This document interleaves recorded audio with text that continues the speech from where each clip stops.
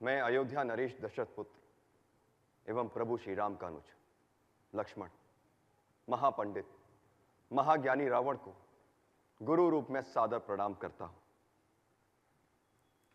आयुष्मान भव लक्ष्मण।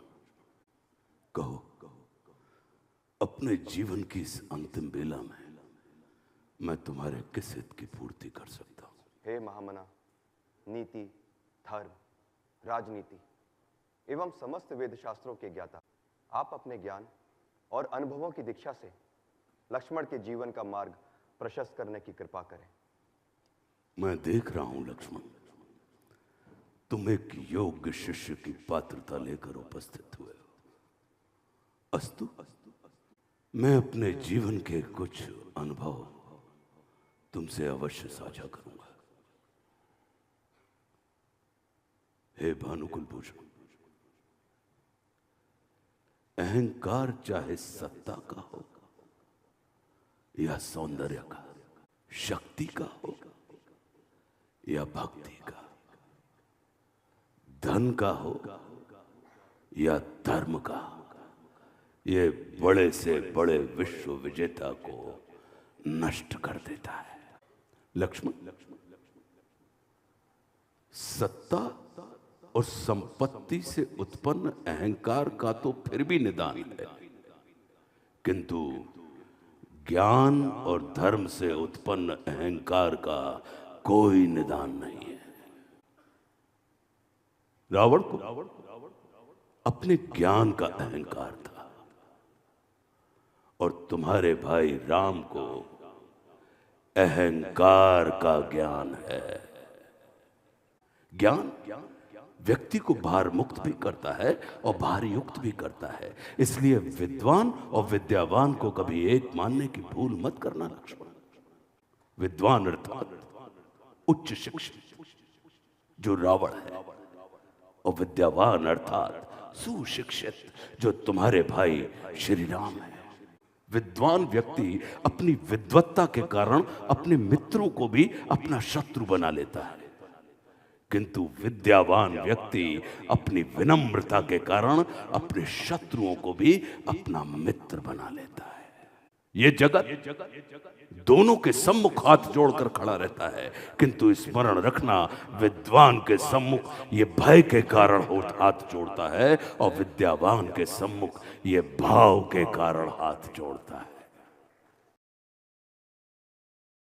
लक्ष्मण, जीवन को मात्र सफल ही नहीं, सार्थक करने के लिए शत्रु दृष्टि और मित्र दृष्टि का भेद आना अनिवार्य है।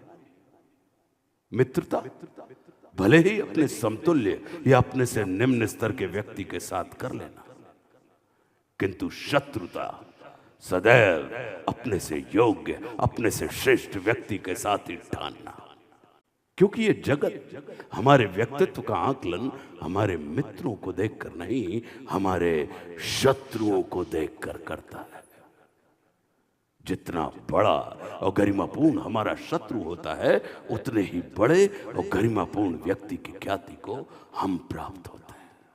देखो ना, इस जगत में जो कुछ राम से जुड़कर प्राप्त नहीं किया, उसे रावण ने राम से लड़कर प्राप्त कर लिया। लक्ष्मण, कुछ लोग जुड़ने के पश्चात जीवन भर लड़ते रहते हैं और कुछ लोग लड़ने के पश्चात जन्म जन्मांतर के लिए आपस में जुड़ जाते हैं। स्मरण रखना, वो हमारा शत्रु ही होता है जो अपनी उपस्थिति से हमारे अंदर सुप्त पड़ी हुई ऊर्जा को जागृत करने का कार्य करता है। हमारा शत्रु ही हमें अक्षम से सक्षम बनने की प्रेरणा देता है। वो हमारा शत्रु ही होता है जो हमें असुरक्षा में डालकर सुरक्षा की ओर जाने की प्रेरणा देता है। वो हमारा शत्रु ही होता है जो हमें अपने सीमित वृत्त से निकालकर अपने वृत्त को असीमित करने की प्रेरणा देता है। लक्ष्मण, वो हमारा शत्रु ही होता है जो सदैव हमें सजग, सतर्क और चौकन्ना रहने के लिए विवश करता है। इसलिए शत्रु तिरस्कार का नहीं, नमस्कार का पात्र होता है।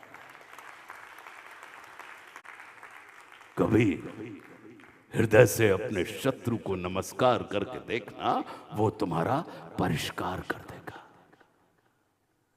लक्ष्मण, शत्रु क्रोध का नहीं, शोध का और बोध का विषय होता है।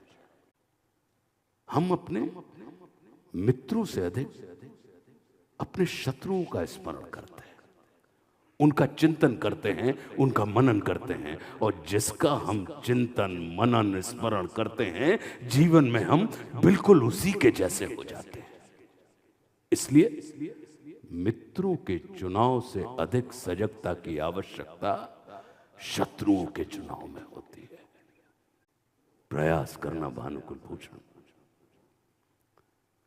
महत्वपूर्ण व्यक्ति बनने की अपेक्षा उपयोगी व्यक्ति बनना अधिक कल्याणकारी होता है, क्योंकि जो उपयोगी होता है वह जीवन पर्यंत महत्वपूर्ण बना रहता है। महादेव को प्रसन्न करने के दो मार्ग हैं।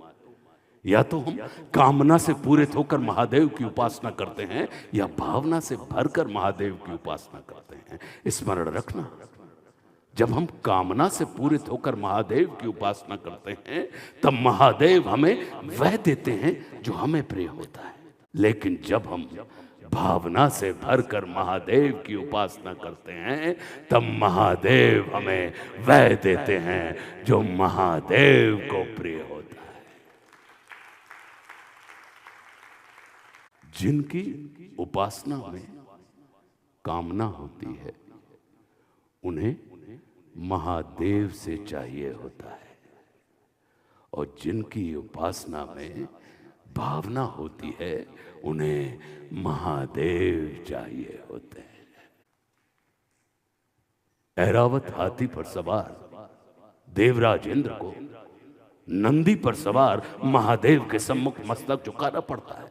स्मरण रखना, प्रतिष्ठा और पूजा पद और आसन की नहीं, व्यक्ति में निहित गुणों की होती है।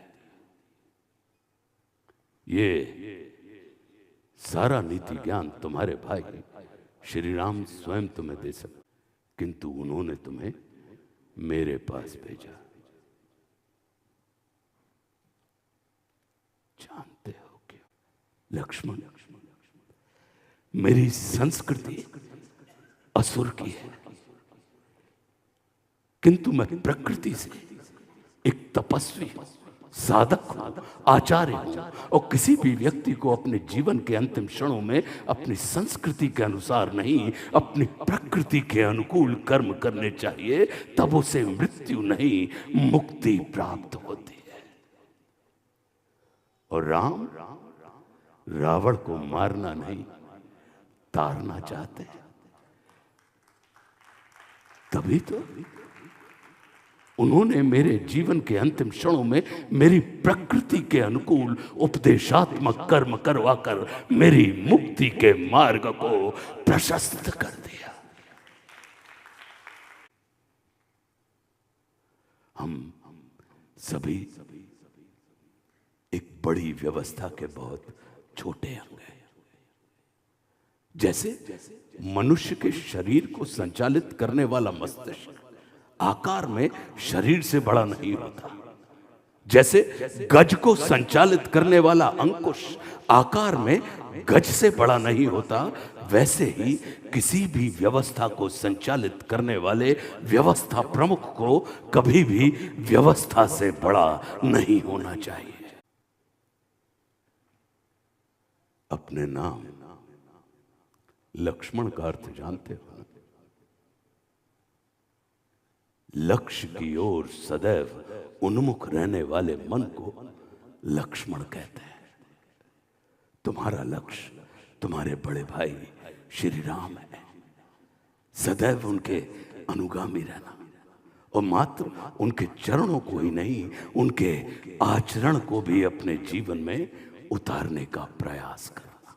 और स्मरण रखना, मार्ग कभी एक नहीं होता, और लक्ष्य कभी दो नहीं होते। कल्याण मस्तु। विदा।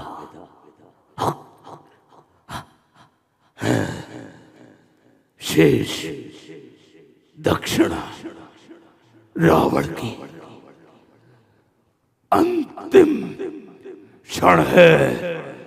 वो दो स्वामी शिव के भक्त दशानन को अपनी आभा में लो स्वामी। हर हर महादेव शंभो।